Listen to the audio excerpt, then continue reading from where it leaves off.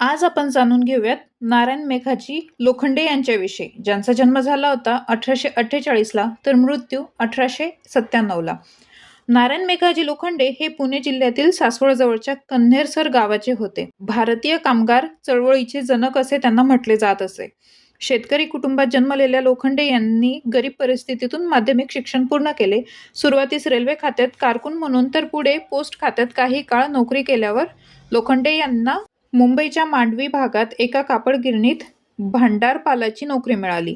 तेथे त्यांना दिवसातून 13-14 तास काम करीत असलेले गिरणी कामगार दिसले. त्यांना आठवड्याची सुट्टी मिळत नसे, परिणामी त्यांनी नोकरी सोडून स्वतः कामगार चळवळीत वाहून घेण्याचे ठरवले. त्यासाठी ते कामगार वस्तीतच राहू लागले. लोखंडे हे महात्मा फुले यांचे सत्यशोधक समाजातील निष्ठावंत सहकारी होते. 1880 साली पुण्यात बंद पडलेले दीनबंधू हे सत्यशोधक समाजाचे पहिले मुखपत्र लोखंडे यांनी मुंबईत सुरू केले. यावरती PYQ येऊन गेलाय. लोखंडे यांनी गुराखी या नावाचे एक दैनिकही काढले होते. 1881 साली इंग्रज सरकारला कारखाना कायद्यात सुधारणा करणे भाग पाडले. कामगारांना महिन्यातून 4 भरपगारी रजा मिळू लागल्या.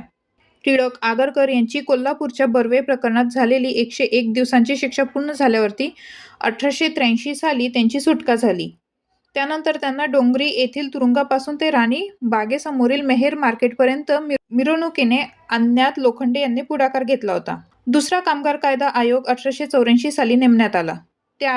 तथापि या आयोगाद्वारे गिरणी कामगारांच्या कामाच्या स्थितीत फारशा सुधारणा घडून आल्या नाहीत. त्यामुळे सप्टेंबर 1884 साली मुंबई येथे लोखंडे यांनी पहिली मोठी कामगार परिषद भरून कारखाना आयोगाकडे 5,500 कामगारांचे लेखी निवेदन पाठविले. त्यात दर रविवारी पगारी सुट्टी, दररोज नियमित कामाच्या 14 तासांऐवजी 12 तास, मुलांचे नोकरीचे वय 7 वर्षावरून 9 वर्ष करावे, प्रत्येक महिन्याला 15 तारखेच्या आत वेतन मिळावे, कामगाराला दुखापत झाल्यास पगारी रजा मिळावी, तसेच फार मोठी शारीरिक इजा होऊन कामगाराला कामासाठी अपात्र ठरल्यास त्याच्या भावी जीवनासाठी आर्थिक तरतूद केली जावी इत्यादी मागण्यांचा समावेश करण्यात आला होता.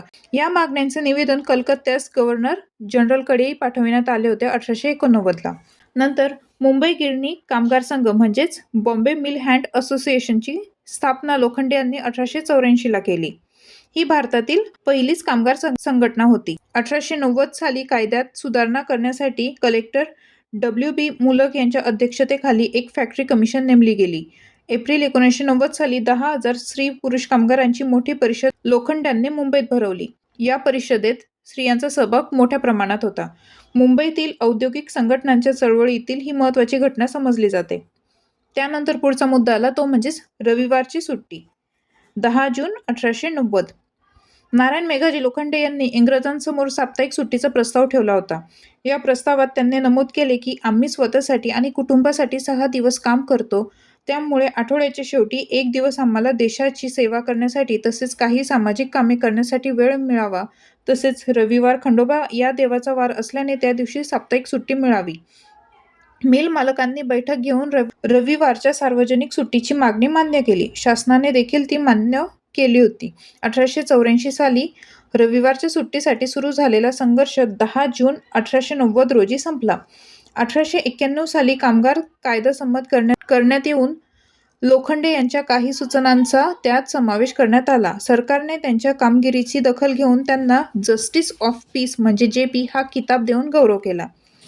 सक्तीचे शिक्षण, दारूबंदी, मागासलेल्यांना नोकरीत प्रवेश, विद्यार्थ्यांना सवलती, शेतकऱ्यांना जंगलाच्या कायद्यामुळे होणारा त्रास, विधवांच्या केशवपनास बंदी, कामगारांच्या समस्या अशा अनेक प्रश्नांना लोखंडे यांनी दीनबंधूमधून वाचा फोडली.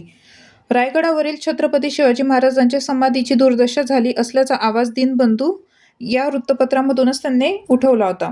लोखंडे यांनी मुंबईत 1893 साली झालेल्या हिंदू मुसलमानांच्या दंगलीत शांतता प्रस्थापित करण्याचे काम केले.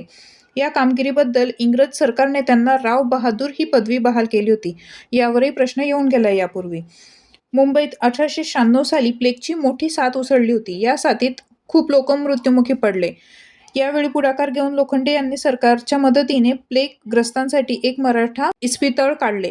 परंतु दुर्दैवाने लोखंडे यांनाच प्लेगने पछाडले व त्यातच त्यांचा ठाणे येथे अंत झाला. 2005 साली नारायण मेघाजी लोखंडे यांच्या स्मरणार्थ भारत सरकारने पोस्टाचे तिकीट जारी केले होते. हे आपण जाणून घेतलं नारायण मेघाजी लोखंडेंविषयी.